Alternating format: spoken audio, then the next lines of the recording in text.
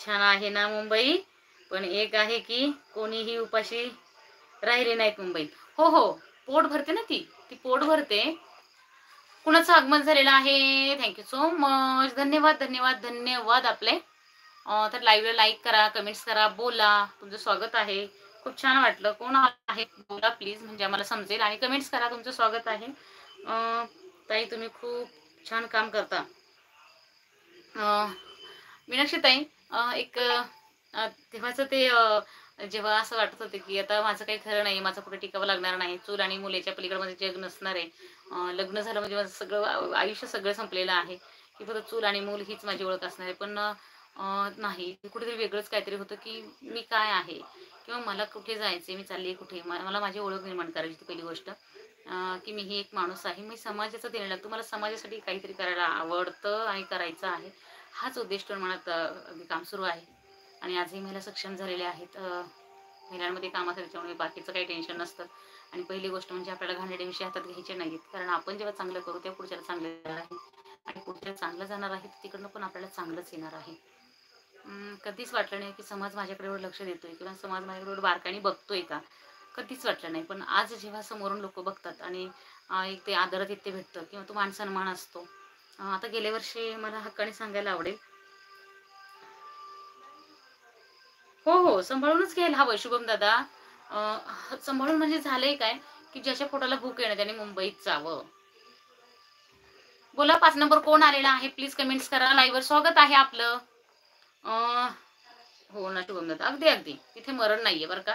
जो जाईल ना तो सेटच होतो, फक्त करणारा हवा, ज्याला खरंच जिद्द आहे की मला स्वतःला काहीतरी करायचंय. आणि मग स्वतःची ओळख निर्माण करता करता काम, एक चांगलं काम करायचं असतं, रोजचं ठरलेलं असतं की एका दिवसात चांगलं काम करायचं असतं. Meenakshi, thank you so much. कुणाचं आगमन झालेलं आहे लाईव्हवर, स्वागत आहे. जय जिजाऊ, जय शिवराय. तर मग काम करत गेली आणि मीनाक्षी ताई, शुभम दादा सांगायला आवडेल, कुठं कमेंट दिसत नाही तुला ताई, तिथे जिथे आपण लाईव्ह घेतोय ना तिकडे कमेंट्स नाही दिसते, मी इकडे कमेंट्स बघतीये शुभम दादा. तर गेल्या वर्षी कामाचं म्हणजे मी मला पुरस्कार मिळावा किंवा मला एखादं बक्षीस मिळावं किंवा माझं नाव वरती जावं, हा कधीच मला उद्दिष्ट कधीच नव्हतं. फक्त मला चांगलं काम करायचंय, माझ्याकडून एक चांगलं काम होऊ दे, एवढीच फक्त परमेश्वरा रोज एक छोटीशी भीक मागत असते मी. आणि गेल्या वर्षी आपल्याला अहिल्याबाई होळकर हा जो पुरस्कार प्रदान करण्यात आला, तोही गाव पातळीवर. तेव्हा भाऊसाहेबांनी सांगितलं की तुमची आम्हाला फाईल लागेल. म्हणजे कशासाठी साहेब, कशासाठी फाईल हवी? तर ते म्हटले अशा मैदानची आपण.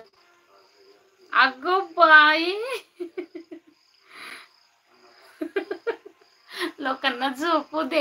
हे तुम्ही हा कालचा व्हिडिओ तुम्हाला शेअर केला होता. Okay okay, thank you so much. तर जेव्हा त्या पुरस्कारालाही चालते चालते, थँक्यू सो मच. वर्षा, खरंच भारी वाटलं. आली बाबा माझी माणसं रे, लोकांना झोपू दे. अगं नाही लाईव्ह आपण थोडाच वेळ घेणार होतो, पण झालं काय, आज नेटनी साथ दिली. खरं म्हटलं तर नेट नसतं आपल्याकडे सगळ्यांना सपोर्ट करता करता. ओनली लाईव्ह चॅट सिलेक्ट कर ताई. एकच मिनिट, नको, ते वेगळंच येते, तिथे वेगळंच येतंय. शुभम दादा, जर पुन्हा आपण ना उद्याच्या लाईव्हला मला क्लिअर कर बाबा, कमेंट दिसतील बरोबर. काय सांगितलं तुम्ही?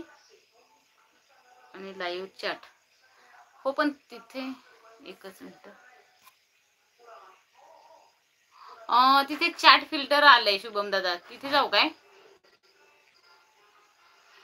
लाईव्ह चॅट फिल्टर म्हणतंय, टॉप मेसेजचं का करू काय?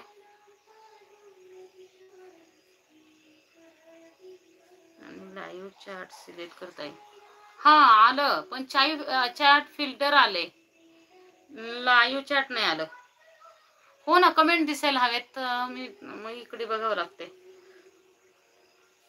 Thank you so much. नाही नाही नको ना, नको. ओके ओके, चालते.